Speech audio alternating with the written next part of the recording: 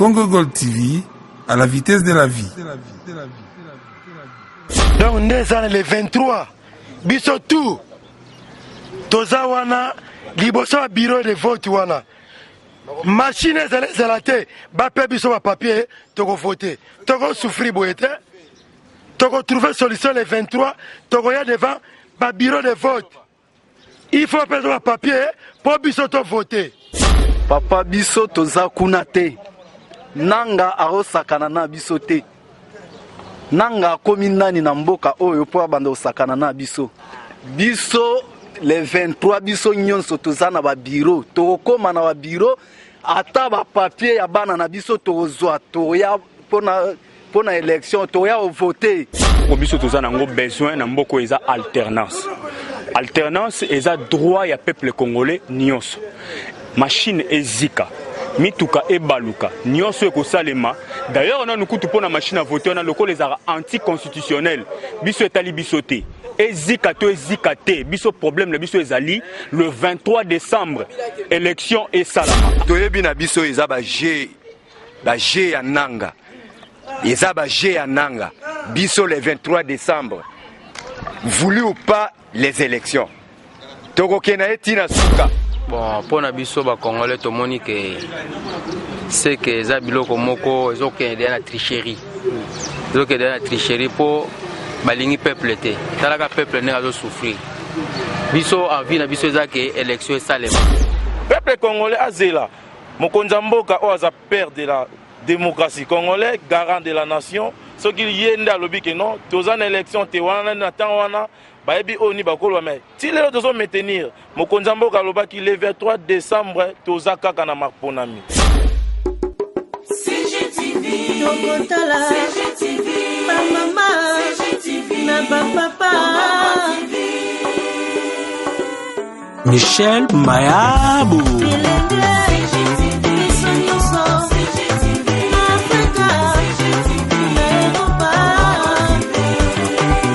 Arlette Sita, Lix Kadima. Ba émission ya kitoko culturel, politique, religieuse.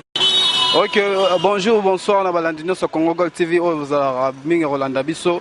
Le na tongo to la muki peuple congolais Congo ningani ke to ki ba machine nyoso tout eziki.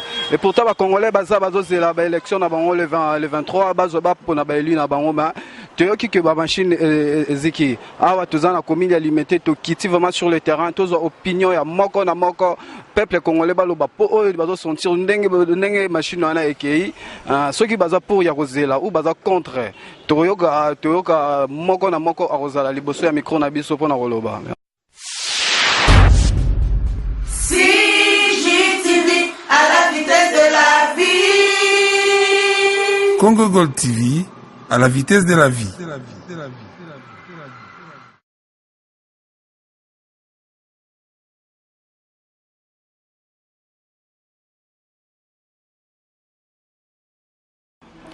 Ouais, tout d'abord, merci pour la parole. Et puis, nous allons présenter Biso Awa, c'est le de base, il y a PPRD.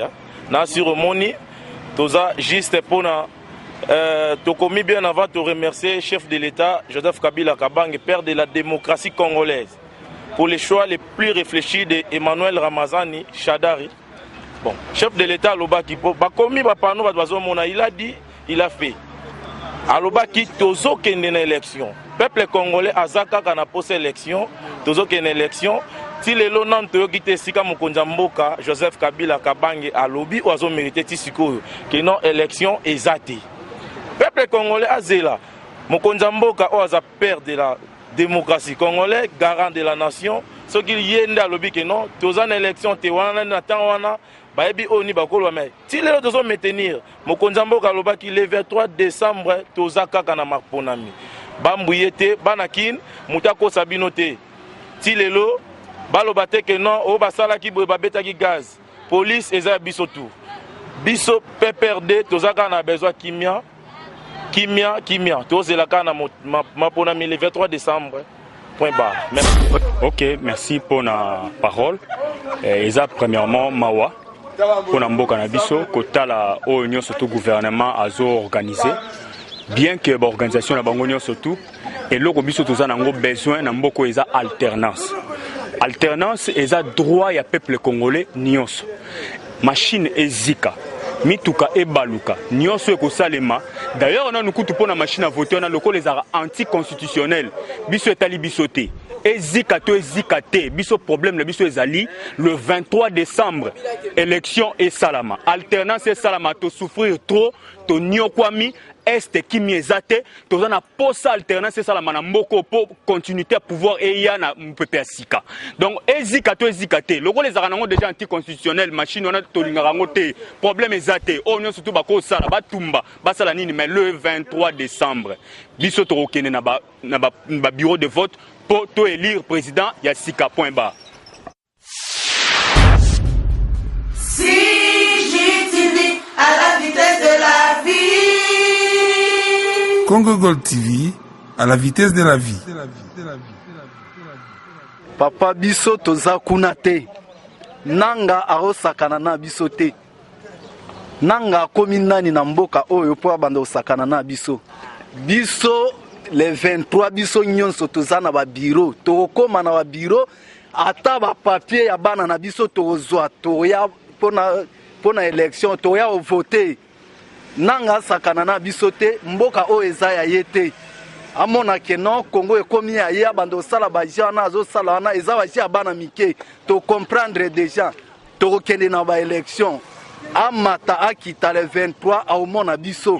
Donc tozana eloko mususu te to loba ezika esala nini nanya tinda ki asomba ba machine wana biso ba toto tinda ki ete to ebi to sala na biso ba élection na ba papier ye ake osomba ba machine ndenge na e to kende ka na ba élection akita mata ayebake le 23 tozana ba élection parce que tali biso a opusa ndenge nini ye moko alaka biso alobi bo kitabo mata calendrier na o respecter ka calendrier na e le 23 tozana ba élection ati kabilo ko ana azo sala na ba jia bana mike wana na ena batu na e baye bake tozana ba élection to voter wana o ya biso to lobby. OK, merci monsieur. Ça va. Bon, pour na biso ba congolais to moni que c'est que za biloko moko ezokende na tricherie. Ezokende na tricherie pour balingi peuple te talaka peuple ne azo souffrir biso envie na biso ezake élection esalema poto pona mokonzi sika oya ko mona ke ba jeune bazala pe bien ba vivre lelo bazala pe na ba position bien babala basala o ba on balingi quoi eza bon siko ndenge balobi ke 70% ba matériel eziki bino siko bo mona élection aux le 23 aux ade pona biso idée na donc envie na biso ezaka élection ezala faut élection ezala ce qui est exactement que pour donc opposition exacte. OK, merci. CGTV à la vitesse de la vie. Congo Gold TV à la vitesse de la vie. Bonsoir. Bonsoir papa. Toza avis sur le lot na tongo netoka ki ba machine ezeki réaction ya peuple ezani na ba yoka réaction ezaki nde boyoka ki information. Bon toyebi na biso eza ba G ya nanga. Eza ba G ya nanga. Biso le 23 décembre. Voulu ou pas les élections. Toko kena etina suka. On n'a rien à dire. Biso toko kena etina suka. Akosi sango. Eloko ngala inga kolobaka yango wana. Siko ndenge balobi que 70% ba matériel eziki. Est-ce que vraiment vous confirmer que l'élection aux le 23? Biso tozo confirmer que ekozala même avec les papiers à imprimer ba papier élection toza sûr que ekozala. OK, merci.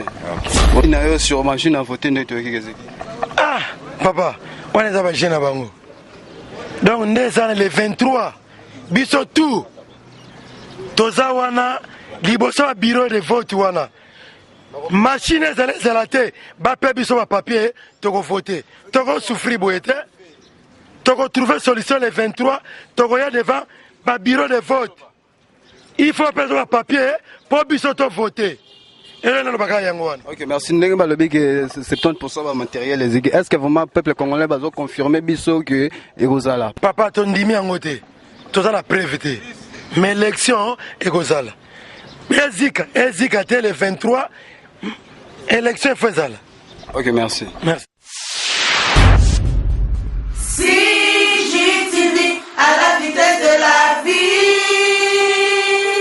Congo Gold TV, à la vitesse de la vie.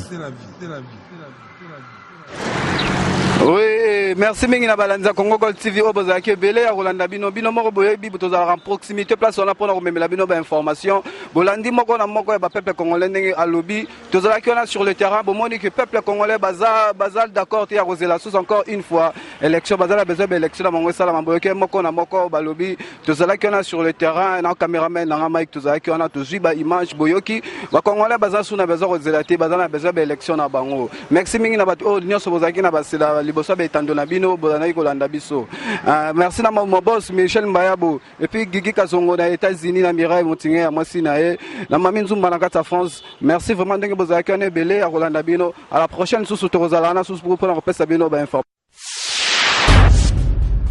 CGTV à la vitesse de la vie. Congo Gold TV, à la vitesse de la vie.